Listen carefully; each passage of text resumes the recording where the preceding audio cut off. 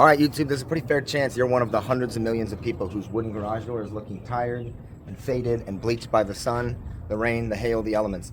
So if you stick around to the end of this video, you'll know the exact steps and process to power wash this garage door just enough without overdoing it and damaging the wood, but enough to get an even reapplication of oil-based transparent walnut stain. So stick around, you'll see the end results.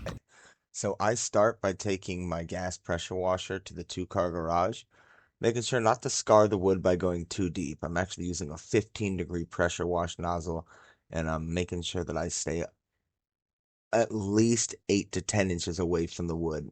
Certain spots I had to hit a second time, but I'd rather do that than get too close. Here I move on, same exact thing on the one car.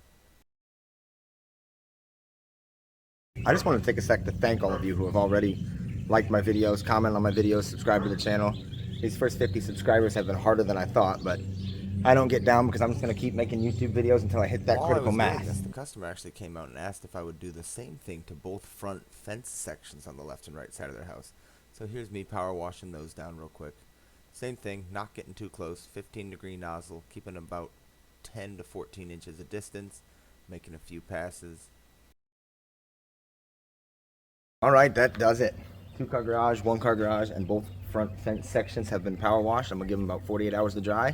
And then when I come back, I'll record me staining them in the process there and give you some tips and tricks to do it cleanly and get an even coat.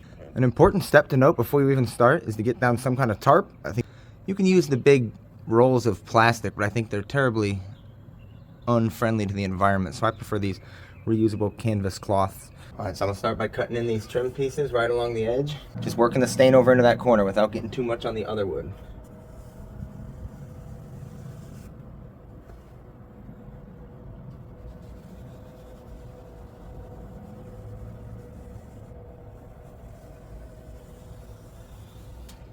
This part takes a steady hand and some patience, but it's not impossible. It's really not even hard if you have patience and a steady hand.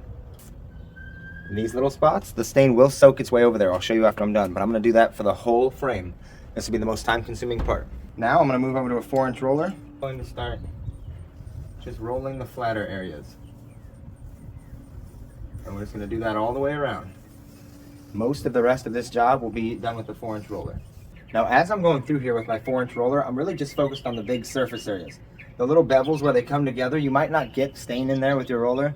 Don't worry about that. You can come back and get those later. Easy peasy with a brush. So just thought I'd give you that little tip. Focus on getting as much square footage, as much acreage as you can done. And if you miss little spots like in here, like right here, you can come back and get those with a brush later. So that's going to do it. Again, I hope this has made this particular project easy for you. A few things to note are: use a 15-degree spray tip on your pressure washer and never get closer than 10 inches with it. I happen to use a 3400 psi gas pressure washer. Also, make sure you have tarps or cloths or plastic, something down to protect the concrete from the oil-based stain. And if you do get any oil-based stain on it, make sure you saturate it quickly with carburetor cleaner and dilute it, and you can get most of it out.